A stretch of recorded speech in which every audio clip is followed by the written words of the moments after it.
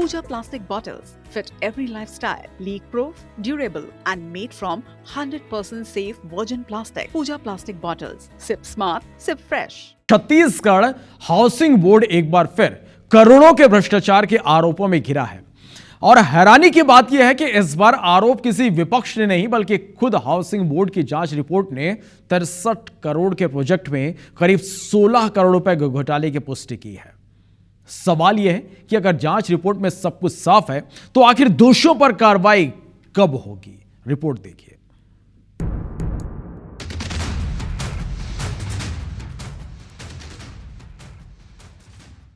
रायपुर के डूमर तराई में बना ये होलसेल मार्केट अब विकास का नहीं बल्कि भ्रष्टाचार का प्रतीक बन गया है।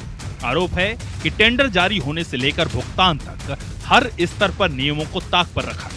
52 करोड़ 61 लाख की निविदा टेंडर स्वीकृत होते होते 62 करोड़ 65 लाख पहुंच गई। यानी शुरुआत ही सवालों के घेरे में रही, लेकिन असली खेल तब शुरू हुआ जब ठेकेदार को नियमों से हटकर मनचाहे रेट पर भुगतान किया जाने लगा।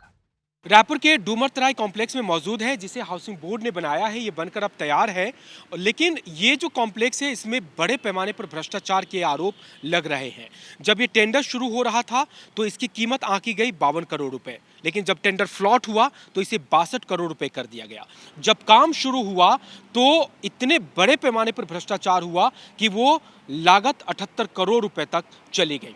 नियम ये कहता है कि किसी भी सूरत में एस्केलेशन 10% से ज़्यादा नहीं होना चाहिए और L1 के बाद जो सबसे लोएस्ट रेट है उससे ज़्यादा का एग्जीक्यूशन नहीं होना चाहिए।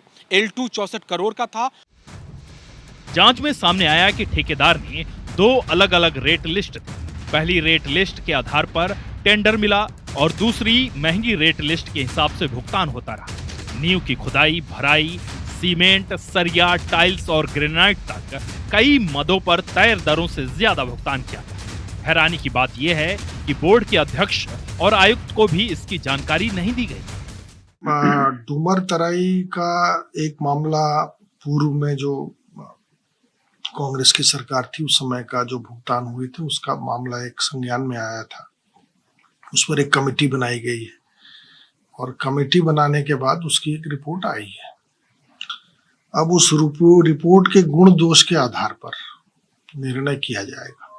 ये बात सही है कि जो निर्धारित दर था उसके ऊपर जाकर भुगतान हुआ है। हाउसिंग बोर्ड के नियम साफ कहते हैं कि काम L2 रेट से ज्यादा पर नहीं कराया जा सकता। हाउसिंग बोर्ड की जांच कमेटी ने बताया कि प्रोजेक्ट में न सिर्फ उस सीमा को पार किया गया बल्कि माप, फोटोग्राफी और तकनीकी सत्यापन जैसी अनिवार्य प्रक्रियाओं को भी नजरअंदाज किया।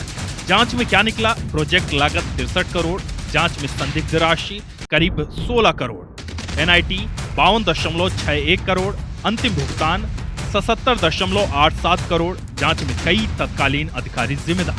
तत्कालीन अपर आयुक्त HK वर्मा, उपायुक्त अजीत पटेल दोषी, EEV के गहरवार, सहायक अभियंता श्यामदास महंत, जितेंद्र कुमार साहू और उप अभियंता सूरज पटेल दोषी। लेकिन मुझे लगता है कि जल्द ही ये दूध का दूध और पानी का पानी हो जाएगा। पूर्व में 5 साल पहले जो भी हुआ है, 4 साल पहले जो भी हुआ है वो विभाग के अंदर ही हुआ है, लेकिन विभाग के अंदर हुआ है तो उसकी जवाबदारी जो भी भविष्य में रहेगा, या मैं हूँ अभी या जो भी अधिकारी रहेंगे, कमिश्नर रहेंगे, उन सबकी सामूहिक रूप से होती है। सबूत विभाग की, जांच विभाग की और सवाल जनता का। जब रिपोर्ट में घोटाले की पुष्टि हो चुकी है तो क्या दोषियों पर FIR होगी? क्या सरकारी खजाने की लूट की भरपाई होगी या फिर ये मामला भी सरकारी फाइलों में दबकर रह जाएगा? देखना होगा कि इस रिपोर्ट पर सरकार कितनी कार्रवाई कर पाती है और क्या ये मैसेज देने में सरकार कामयाब हो पाती है कि भ्रष्टाचार, खास करके हाउसिंग बोर्ड के भ्रष्टाचार पर कोई बड़ी कार्रवाई होगी। क्योंकि अब तक यही माना जाता रहा है कि हाउसिंग बोर्ड में कितना भी बड़ा भ्रष्टाचार कर लो, सरकार के पास अधिकारी नहीं है, इसलिए कार्रवाई नहीं होती और इसी हौसले के चलते यहाँ पर जमकर भ्रष्टाचार को अंजाम दिया जा रहा है। कैमरा पर्सन अनिल नागले के साथ राजेश राज, IBC 24 रायपुर।